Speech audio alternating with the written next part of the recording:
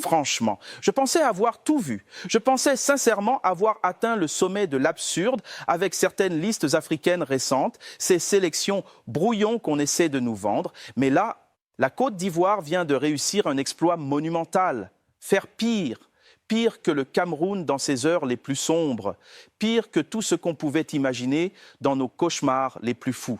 Quand cette liste est tombée, la première réaction, croyez-moi, ce n'était même pas de la colère, c'était le doute. Le déni. Tu regardes ton écran, tu rafraîchis la page, tu te demandes si tu ne lis pas une fake news, si ce n'est pas un fichier de 2018 qui a fuité par erreur, parce que rien ne va. Absolument rien.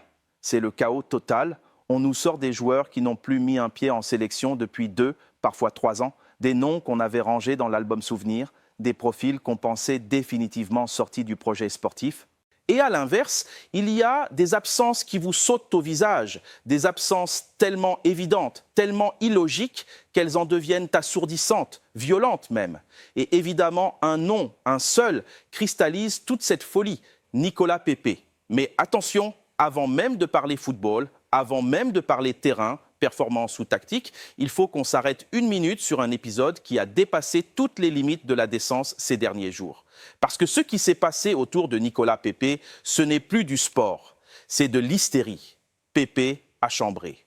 Oui, un chambrage classique, une petite pique comme on en entend tous les week-ends dans n'importe quel vestiaire du monde. Il a rappelé une réalité historique. Le Maroc, malgré son immense potentiel, n'a remporté qu'une seule CAN il y a très longtemps. C'est factuel, ce n'est pas une insulte, ce n'est pas du racisme, ce n'est pas du mépris, c'est l'histoire. Et pourtant, derrière, une vague de haine disproportionnée, des insultes, des menaces, des propos qui n'ont plus rien à voir avec le ballon rond. Et là, soyons très clairs, le problème, ce n'est pas Pepe. Le problème, ce n'est même pas le chambrage. Le problème, c'est cette incapacité nouvelle à accepter la contradiction, la rivalité saine, le trash talk léger qui fait partie de l'ADN du football. Si on n'est plus capable d'encaisser une phrase sur un palmarès, alors on change de chaîne, on regarde du golf. Le football, ce n'est pas un espace aseptisé, c'est de la passion, c'est du sang chaud. Et la meilleure réponse possible, elle aurait été simple, elle aurait été cruelle, mais magnifique. Attendre 2 jours, sortir la liste et dire « tu parles trop, mais tu n'es même pas convoqué ». Le silence est la meilleure des insultes. Mais justement, c'est là que tout bascule dans l'incompréhension totale. Parce que Nicolas Pepe n'est vraiment pas convoqué. Et là, on ne parle plus d'opinion ou de buzz, on parle de logique sportive pure et dure. On parle d'un joueur titulaire indiscutable en club, on parle d'un joueur qui joue la Ligue des Champions, on parle d'un joueur qui affronte le Real, le Barça, qui est élu meilleur joueur de son équipe sur le début de saison. Un joueur décisif, influent, visible, en pleine bourre. Est-ce qu'on peut débattre de son statut de titulaire dans le 11 ivoirien? Oui. Bien sûr. Est-ce qu'on peut discuter de son rendement parfois frustrant avec les éléphants par le passé? Évidemment. Mais discuter de sa place dans les 23, c'est une hérésie, c'est une faute professionnelle. Pepe a sa place tous les jours, matin, midi et soir, dans un groupe de 23 Ivoiriens, surtout quand, en face, tu convoques des joueurs qui évoluent dans des championnats exotiques, des joueurs qui étaient sortis des radars, des joueurs qui, historiquement, ont choisi leur match comme on choisit ses vacances. Et c'est là que la fracture morale devient énorme. Parce que Nicolas Pepe, qu'on l'aime ou pas, a toujours répondu présent, toujours. Même dans les périodes noires, même quand il était critiqué, même quand sa situation à Arsenal ou ailleurs était compliquée, il n'a jamais fui, jamais esquivé, jamais posé de conditions de diva. Et aujourd'hui, au moment précis où il revient au sommet, où il est affûté comme jamais, on le jette. C'est ce choix-là qui est scandaleux. C'est ce message-là qui est destructeur pour la cohérence du projet. Et le plus terrifiant, mes amis, c'est que ce n'est que la partie émergée de l'iceberg. Cette liste ne pose pas un problème, elle en pose 10. Dans la suite de cette vidéo, on va entrer dans le bloc opératoire. On va disséquer les retours inexplicables, les absences criminelles, le milieu de terrain en chantier, la défense inquiétante. Et surtout, on va voir ce que cette liste raconte vraiment, tragiquement, sur l'état du projet ivoirien à l'aube de la compétition. Accrochez-vous, ça va secouer. Passons maintenant au fond du problème, au cœur du réacteur, parce que quand on gratte le vernis, quand on regarde ligne par ligne, poste par poste, cette liste devient indéfendable. Commençons par l'attaque, car c'est là que l'injustice autour de Pepe révèle l'absence totale de vision. Si l'argument du staff, c'est le manque d'impact ou le manque de collectif, très bien, on peut l'entendre intellectuellement. Mais alors, soyez cohérents jusqu'au bout. Comment expliquer, dans ce cas, la présence de joueurs qui, historiquement, ont apporté encore moins de garanties? Comment justifier le retour de profils qu'on pensait sortis du cycle pour de bon? Des joueurs qui évoluent loin, très loin du haut niveau européen, parfois hors des radars depuis des lustres. C'est comme si vous disiez « je veux construire une Formule 1 » et que vous alliez chercher des pièces dans une casse auto. La comparaison est inévitable et elle fait mal. D'un côté, Pépé, Ligue des champions, pression, exigence quotidienne. De l'autre, des championnats mineurs, du confort, de la pré-retraite. Et ce qui me dérange le plus, c'est le message envoyé aux jeunes. Le football, c'est de la méritocratie normalement. Quel signal envoies-tu à un joueur qui cravache, qui performe, qui ne triche pas et à qui tu dis « non, désolé, pas assez bien ». À l'inverse, quel signal envoies-tu aux revenants? Que le passé compte plus que le présent? Que le nom sur le maillot suffit? C'est dangereux. C'est comme une équipe qui, après avoir trouvé son rythme de croisière, décide soudainement de changer la moitié de son équipage en pleine tempête. Tu perds les automatismes, tu perds les repères, tu brises la dynamique. Et ce problème ne concerne pas que Pépé. Regardez les autres absents offensifs. Des joueurs qui ont été décisifs, pas forcément par des buts, mais par le jeu, par le mouvement, par l'intelligence. Tu te retrouves avec une attaque déséquilibrée, beaucoup de solistes, beaucoup de numéros 9 talentueux, certes, mais qui va leur donner le ballon? Qui va créer le décalage? C'est comme avoir des finisseurs d'élite, mais aucun architecte. Maintenant, regardons le milieu de terrain. Et là, on entre dans la 4e dimension. Voir certains noms réapparaître en 2025, à l'aube de 2026, ça donne l'impression d'un voyage dans le temps.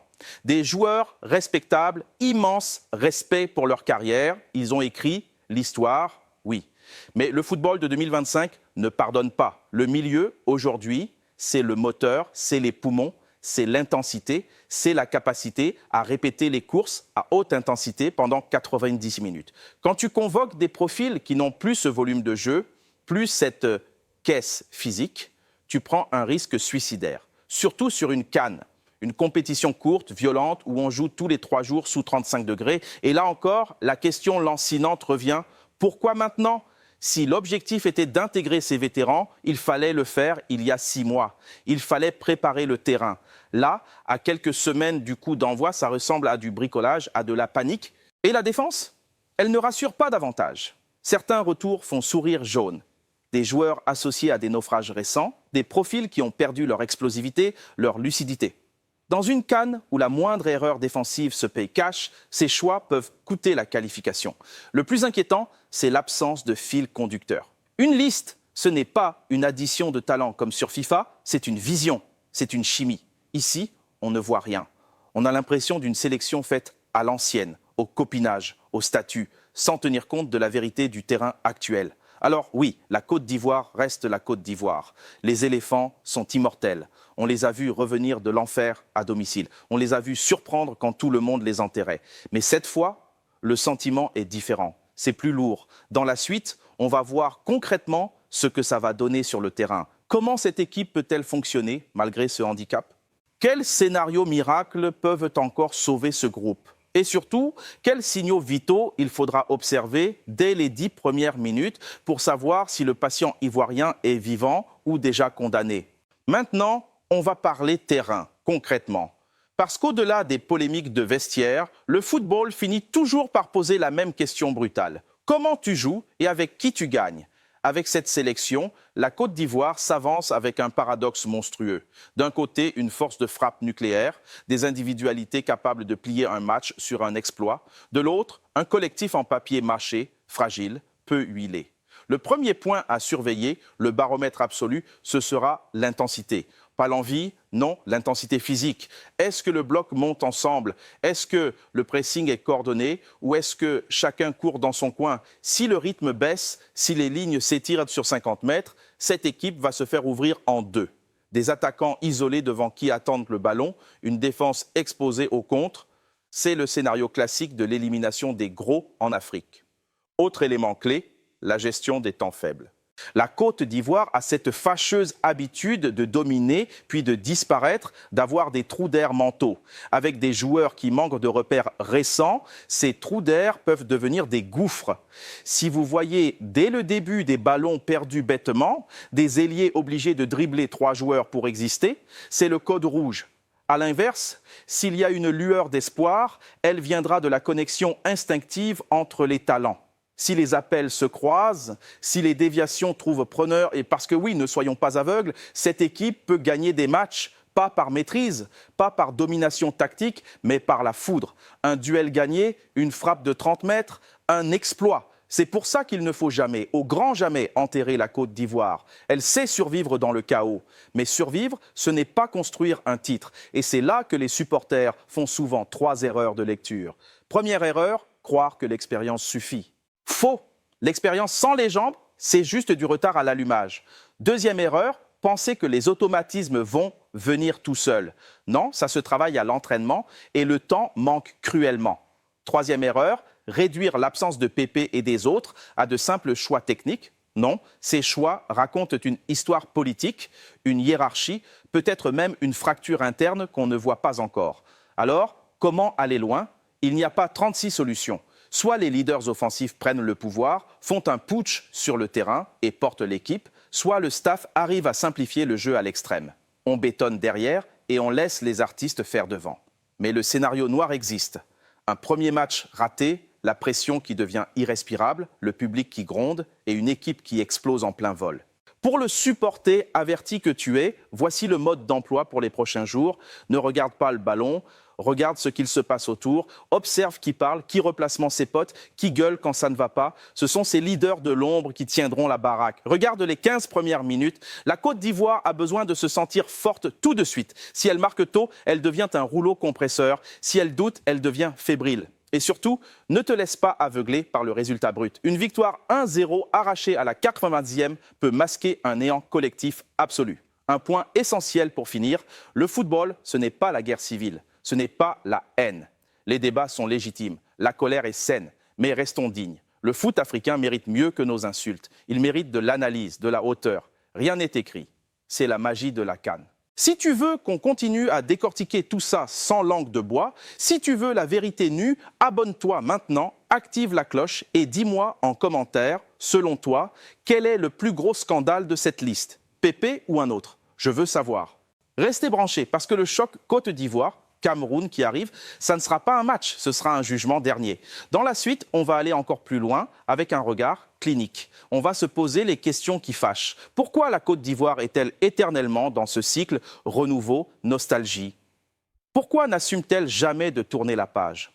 Pourquoi certains joueurs sont-ils intouchables, protégés par une immunité diplomatique invisible, peu importe leur forme? Pourquoi la performance en club ne compte plus? Il y a des critères qu'on ne voit pas, les agents, les réseaux, le vestiaire. Quand la politique prend le pas sur le sport, le terrain ne ment jamais longtemps. Est-ce que cette équipe peut aller au bout? Oui, sur le talent pur, non, sur la cohérence. C'est ça, le drame ivoirien. Pour conclure, calmement mais lucidement. Après la colère, place au réalisme froid. Cette liste est là. Elle est signée, tamponnée, officielle. C'est fini, on ne reviendra pas en arrière. Maintenant, c'est la vérité verte du gazon qui va parler. Et c'est peut-être ça le plus frustrant. La Côte d'Ivoire avait tout pour arriver en patronne, sereine, sûre de sa force. Au lieu de ça, elle arrive avec des doutes, des polémiques et une cible dans le dos.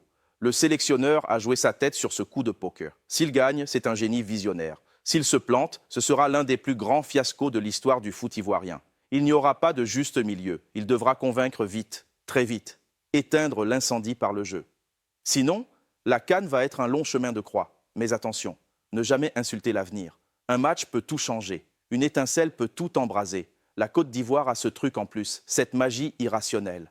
La vraie question n'est pas « sont-ils forts ?» mais « sont-ils une équipe ?»